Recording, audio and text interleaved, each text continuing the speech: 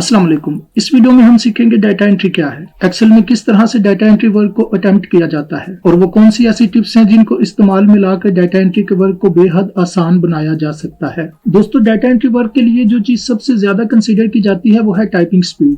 So make sure कीजिएगा कि जब भी आप डाटा एंट्री वर्क के लिए अप्लाई करें आपकी टाइपिंग स्पीड मिनिमम 30 वर्ड पर सेकंड लाजमी हो। सो कोई भी इंफॉर्मेशन जो आपको डिजिटल फॉर्म में दी जाती है उसे डाटा कहा जाता है और उस इंफॉर्मेशन को एक्सेल में टाइपिंग के जरिए से एंटर करने को डाटा एंट्री कहते हैं। मतलब ये कि कोई भी इंफॉर्मेशन आपको डिजिटल फॉर्म में दी गई और आपको उस इंफॉर्मेशन को एक्सेल में टाइपिंग के जरिए से एंटर करना है, तो इस टर्म को कहा जाता है data entry work. So I hope आप बखूबी समझ चुके होंगे डाटा एंट्री क्या है। चलिए जल्दी से सीखते हैं किस तरह से एक्सेल में डाटा एंट्री वर्क को अटेम्प्ट किया जाता है। मेरा नाम है मजहर इमानुएल और आप देख रहे हैं YouTube channel Mazhar Emmanuel. First of all हम कीबोर्ड से कंट्रोल एन प्रेस करके एक न्यू शीट लेंगे। न्यू शीट लेने के बाद A1 सेल को सिलेक्ट करेंगे और अपनी डाटा की हेडिंग्स टाइप करेंगे। सपोज हम यहाँ पे लिख देते हैं रोल नंबर। कीबोर्ड से टैब का बटन प्रेस करेंगे और यहाँ पे लिखेंगे नेम। अगेन टैब का बटन प्रेस करेंगे और यहाँ पे टाइप करेंगे फादर नेम। अगेन टैब का बटन प्रेस करेंगे और यहाँ पे लिखेंगे जेंडर। अगेन टैब का बटन प्रेस करेंगे और यहाँ पे टाइप करेंगे क्लास। अगेन टैब का बटन प्रेस करेंगे और यहाँ पे टाइप कर देंगे मार्क्स। डाटा की हेडिंग्स टाइप करने के बाद अपने माउस कर्सर को सेपरेटर कॉलम पर लाएंगे और इसकी विड्थ को इंक्रीज करेंगे। अगर आप चाहते हैं कि एक ही बार में तमाम कॉलम्स की विड्थ इंक्रीज हो तो आप अपने माउस कर्सर को ए पर लाकर इस तरह से ड्रैग एंड ड्रॉप करके तमाम हेडिंग्स को सिलेक्ट करेंगे। उसके बाद अपने माउस कर्सर को सेपरेटर कॉलम पर लाकर किसी एक सेल की विड्थ को इंक्रीज करेंगे तो आप नोटिस करेंगे कि तमाम सेल्स की विड्थ ऑटोमेटिकली इंक्रीज हो जाएगी। उसके बाद अगर आप ऑटो फिट कॉलम विड्थ की ऑप्शन को अप्लाई करना चाहते हैं तो माउस कर्सर को सेपरेटर कॉलम पर लाकर डबल टैप प्रेस करेंगे तो तमाम हेडिंग्स पर ऑटो फिट कॉलम विड्थ की ऑप्शन अप्लाई हो जाएगी। तो मुझे यहाँ पर नेम वाले सेल की विड्थ ज्यादा चाहिए तो मैं इसे माउस की मदद से ड्रैग करके यहाँ पे ड्रॉप कर दूंगा। उसके बाद फादर नेम वाले सेल की विड्थ को भी इंक्रीज करेंगे। कॉलम की विड्थ एडजस्ट करने के बाद अपने माउस कर्सर को यहाँ नीचे लाएंगे और पेज लेआउट की ऑप्शन को सिलेक्ट करेंगे। ये दरमियान वाली ऑप्शन है पेज लेआउट और अपने डाटा का प्रिंट प्रीव्यू देखेंगे कि हमारे डाटा का प्रिंट किस तरह से निकलेगा। तो यहाँ से लेकर यहाँ तक हमारा डाटा जो है वो एक पेज पर आ रहा है। तो हमारे पास 3 कॉलम ज्यादा हैं तो हम इनकी विड्थ को इंक्रीज करेंगे और इसे एडजस्ट करेंगे। अगर आपके पास ज्यादा हेडिंग्स हो तो आप हेडर बार में मौजूद पेज लेआउट के ऑप्शन को सिलेक्ट करेंगे और यहाँ से ओरिएंटेशन की ऑप्शन में से लैंडस्केप की ऑप्शन को सिलेक्ट करेंगे। तो हमारे पास हेडिंग्स कम है तो हम यहाँ पे ओरिएंटेशन पोर्ट्रेट कर देंगे। उसके बाद नेम वाले सेल की विड्थ को इंक्रीज करेंगे ताकि हमारा जो डाटा है वो एक पेज पर सही तरह फिट हो जाए। तो अब हमारा डाटा एक पेज पर एडजस्ट हो चुका है। अगेन यहाँ से नॉर्मल की ऑप्शन को सिलेक्ट करेंगे। उसके बाद अपने माउस की मदद से अपने डाटा की रेंज को सिलेक्ट करेंगे। हेडर बार में मौजूद होम टैब को ओपन करेंगे और बॉर्डर्स की ऑप्शन में से ऑल बॉर्डर्स की ऑप्शन को सिलेक्ट करेंगे। अच्छा, ये मेरे पास अभी कम रोज का डाटा है तो मैंने माउस की मदद से ड्रैग एंड ड्रॉप करके उसे सिलेक्ट किया।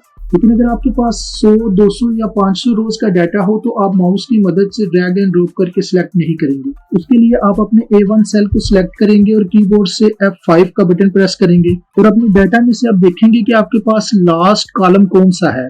जैसे मेरे पास यहाँ पे है F कॉलम, यही मेरी लास्ट हेडिंग है मार्क्स की, तो ये F कॉलम में है। सो अपने लास्ट कॉलम को इस विंडो में टाइप करेंगे F और जितनी रोज का डाटा आपको चाहिए वो आप एंटर करेंगे। सपोज मुझे चाहिए 200 रोज का डाटा तो मैंने यहाँ पे F टाइप किया और उसके बाद 200 एंटर किया। लास्ट कॉलम और अपनी रोज का नंबर टाइप करने के बाद कीबोर्ड से शिफ्ट का बटन होल्ड करेंगे और ओके बटन पर क्लिक करेंगे तो आप नोटिस करेंगे A1 सेल से लेकर F200 रोज तक जो है वो डाटा खुद ब खुद सिलेक्ट हो जाएगा। उसके बाद होम टैब को ओपन करेंगे और बॉर्डर्स में से ऑल बॉर्डर की ऑप्शन को सिलेक्ट करेंगे। उसके बाद अगेन अपनी हेडिंग्स को माउस की मदद से ड्रैग एंड ड्रॉप करके सिलेक्ट करेंगे। होम टैब को ओपन करेंगे और इन तमाम हेडिंग्स को बोल्ड करेंगे। उसके बाद इनकी अलाइनमेंट को सेंटराइज करेंगे। देन फिल कलर की ऑप्शन को ओपन करके कोई एक कलर सिलेक्ट करेंगे।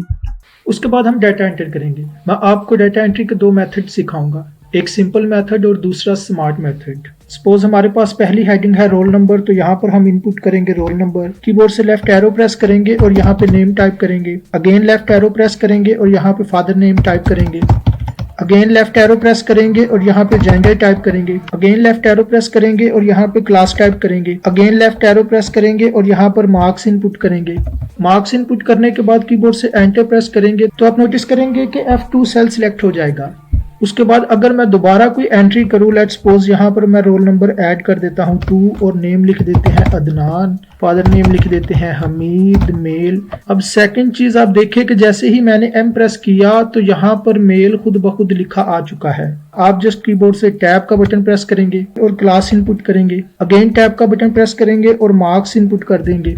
मार्क्स इनपुट करने के बाद जैसे ही हम कीबोर्ड से एंटर प्रेस करेंगे तो आप नोटिस करेंगे कि सेल सिलेक्शन खुद ब खुद A4 सेल की होगी, जो डाटा एंट्री करते वक्त आपके लिए बेहद मददगार साबित होगी। आप यहाँ पर जस्ट नेक्स्ट एंट्री करेंगे। सो बात करने का मकसद ये है कि आपको डाटा एंट्री करते वक्त एक सेल से दूसरे सेल में शिफ्ट होने के लिए लेफ्ट एरो का इस्तेमाल नहीं करना। आपने हमेशा कीबोर्ड से टैब का बटन प्रेस करना है, जिससे यह होगा कि आपके सेल की सिलेक्शन खुद ब खुद उस जगह पर होगी जहां पर आपने एंट्री करनी है।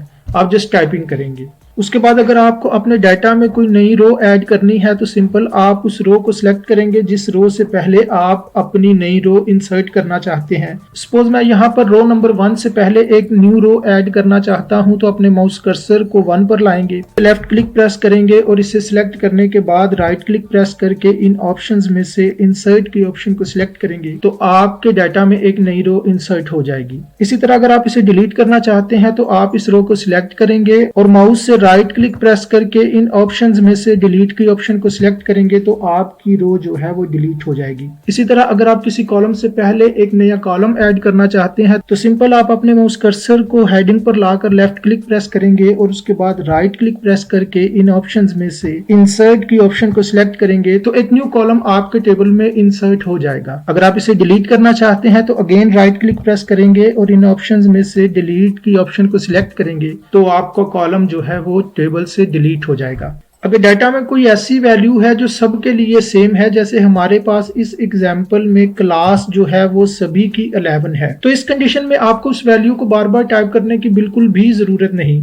आप सिंपल अपने माउस कर्सर को फिल हैंडल पर लाएंगे और माउस की मदद से इसे ड्रैग करके जहां तक आपकी रेंज है वहां पर ड्रॉप कर देंगे। उसके साथ साथ अगर डाटा में वीक डेज हैं तो उन्हें भी टाइप करने की जरूरत नहीं। आप जस्ट एक डे टाइप करेंगे और इस सेल को सिलेक्ट करने के बाद माउस कर्सर को फिल हैंडल पर लाकर इसे ड्रैग करके ड्रॉप करेंगे तो बाकी वीक डे खुद ब खुद जो है वो इनपुट हो जाएंगे। आपको इन्हें टाइप करने की बिल्कुल भी जरूरत नहीं। अगर आप रो की जगह पर कॉलम में डेज टाइप करना चाहते हैं तो सिंपल आप सेल को सिलेक्ट करेंगे और माउस कर्सर को फिल हैंडल पर लाकर राइट साइड पर इसे ड्रैग एंड ड्रॉप करेंगे तो यहाँ पर वैल्यूज इनपुट हो जाएंगी। इसी तरह अगर आपने डाटा में मंथ्स के नेम इनपुट करने हो, जैसे यहाँ पर हमारे पास है जी सितंबर, हम यहाँ से कीबोर्ड से टाइप करेंगे सितंबर, एक मंथ को टाइप करेंगे, उस सेल को सिलेक्ट करके अपने माउस कर्सर को फिल हैंडल पर लाकर नीचे की जानिब ड्रैग एंड ड्रॉप करेंगे तो बाकी मंथ्स खुद ब खुद सेल में इनपुट हो जाएंगे। अगर आप रो की बजाय कॉलम में मंथ्स इनपुट करना चाहते हैं तो आप सेल को सिलेक्ट करेंगे, माउस कर्सर को फिल हैंडल पर लाकर राइट साइड पर ड्रैग एंड ड्रॉप करेंगे तो कॉलम्स में मंथ्स इनपुट हो जाएंगे। ये तो थी वो कुछ जरूरी मालूमात जो डाटा एंट्री करते वक्त आपके लिए मददगार साबित होंगी। चलिए अब जल्दी से सीखते हैं किस तरह से स्मार्ट वे में डाटा एंट्री की जाती है। उसके लिए सबसे पहले जरूरत पड़ेगी फॉर्म की ऑप्शन को एनेबल करने की। उसके लिए क्विक एक्सेस टूल बार के पास बने हुए इस छोटे से एरो पर क्लिक करेंगे और इन ऑप्शंस में से second last option more commands को सिलेक्ट करेंगे और विंडो में से ऑल कमांड्स की ऑप्शन को सिलेक्ट करेंगे और विंडो के सेकंड पोर्शन में से फाइंड आउट करेंगे फॉर्म को। कीबोर्ड से F प्रेस करेंगे और F की सीरीज में से फाइंड आउट करेंगे कि जी फॉर्म कहां पर है। सो ये रहा हमारा फॉर्म को सिलेक्ट करेंगे और विंडो में मौजूद ऐड के बटन पर क्लिक करेंगे। ऐड के बटन पर क्लिक करने के बाद फॉर्म की ऑप्शन हमारे क्विक एक्सेस टूल बार की कमांड्स में ऐड हो जाएगी। उसके बाद विंडो में मौजूद ओके के बटन पर क्लिक करेंगे तो आप नोटिस करेंगे कि हेडर बार में फॉर्म की ऑप्शन एनेबल हो जाएगी। फॉर्म की ऑप्शन को एनेबल करने के बाद अपने डाटा की हेडिंग्स को माउस की मदद से सिलेक्ट करेंगे। कीबोर्ड से कंट्रोल C का बटन प्रेस करेंगे। उसके बाद कीबोर्ड से कंट्रोल N प्रेस करके एक न्यू शीट लेंगे और अपनी इन हेडिंग्स को कंट्रोल V की मदद से यहाँ पर पेस्ट करेंगे। हेडिंग्स को पेस्ट करने के बाद अपने माउस कर्सर को सेपरेटर कॉलम पर लाकर डबल टैप प्रेस करेंगे। उसके बाद अपने माउस की मदद से अपनी इन हेडिंग्स को और इन हेडिंग्स के साथ नीचे एक रो को सिलेक्ट करेंगे। कीबोर्ड से कंट्रोल टी का बटन प्रेस करेंगे। माय टेबल हैज हेडर्स पर चेक मार्क लगाएंगे और विंडो में मौजूद ओके के बटन पर क्लिक करेंगे तो आप नोटिस करेंगे कि हमारा डाटा टेबल में कन्वर्ट हो जाएगा। उसके बाद अपने टेबल में से किसी भी एक सेल पर क्लिक करेंगे और हेडर बार में मौजूद डिजाइन टैब को ओपन करेंगे और यहाँ से कोई भी एक टेबल स्टाइल चूज करेंगे। उसके बाद अगेन हेडिंग्स को सिलेक्ट करेंगे। उसके बाद होम टैब को ओपन करेंगे और यहाँ से फॉन्ट कलर चेंज करेंगे। उसके बाद अगेन डिजाइन टैब को ओपन करेंगे और फिल्टर बटन के सामने से चेक मार्क हटा देंगे। इतना करने के बाद क्विक एक्सेस टूल बार में मौजूद फॉर्म की ऑप्शन को सिलेक्ट करेंगे तो आप नोटिस करेंगे कि एक फॉर्म खुद ब खुद जनरेट हो जाएगा जिसमें आपको अपने डाटा की हेडिंग्स मिलेंगी और उसके साथ साथ राइट साइड्स पर कुछ बटन्स मिलेंगे। अब आपने सिर्फ इस फॉर्म में वैल्यूज इनपुट करनी है। वैल्यूज इनपुट करेंगे, कीबोर्ड से टैब का बटन प्रेस करेंगे। देन नेम के सामने हम कोई भी एक फर्जी नाम टाइप करेंगे। अगेन टैब का बटन प्रेस करेंगे। फादर नेम के सामने हम फादर नेम ऐड करेंगे।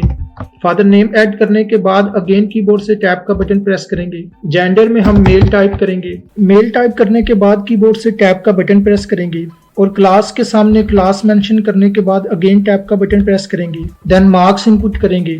फॉर्म्स में वैल्यू इनपुट करने के बाद न्यू के बटन पर क्लिक करेंगे तो आप नोटिस करेंगे कि हमारी वैल्यूज खुद ब खुद शीट में इनपुट हो जाएंगी। उसके बाद अगर आप दोबारा कोई एंट्री करना चाहते हैं तो अगेन आप सिंपल वैल्यूज इनपुट करेंगे।